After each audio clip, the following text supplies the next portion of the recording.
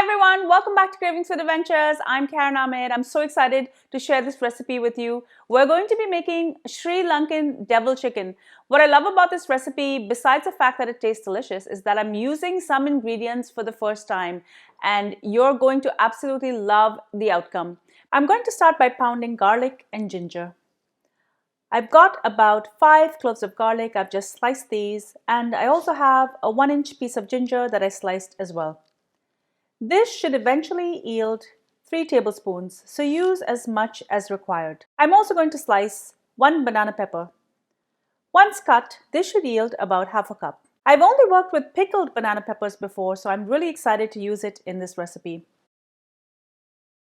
Next, I'm working with another ingredient that I've never used before, pandan leaves.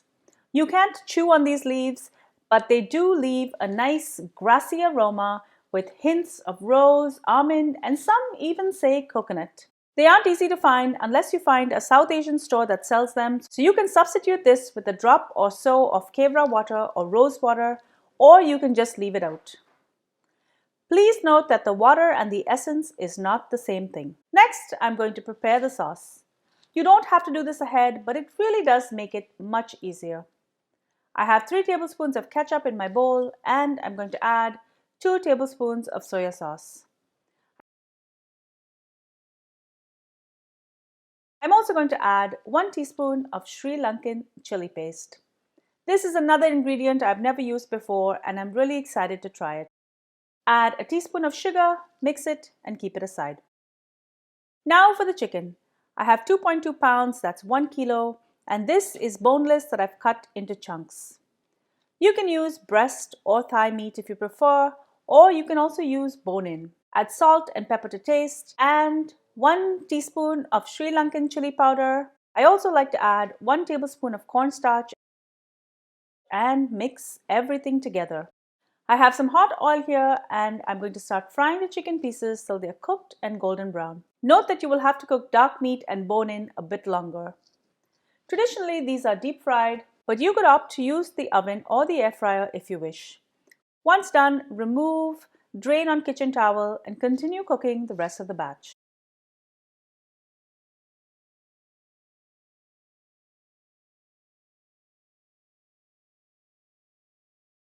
Next, I'm going to add some oil to a wok or a kadai, and I'm going to add 1 cup of onion petals. Add the half cup of banana pepper. I'm also going to add 1 tablespoon of chilies. I just took 3 small chilies and I slit them in half. Saute this briefly. Many add these to the recipe right at the very end. I like to get a little caramelization going before, as I feel it intenses the flavor. Remove and keep aside. I'm going to add some more oil and all of the ginger and garlic I pounded earlier. Like I mentioned before, this should be about 3 tablespoons. I'm also going to add 4 pieces of cinnamon. These are about 1 inch each.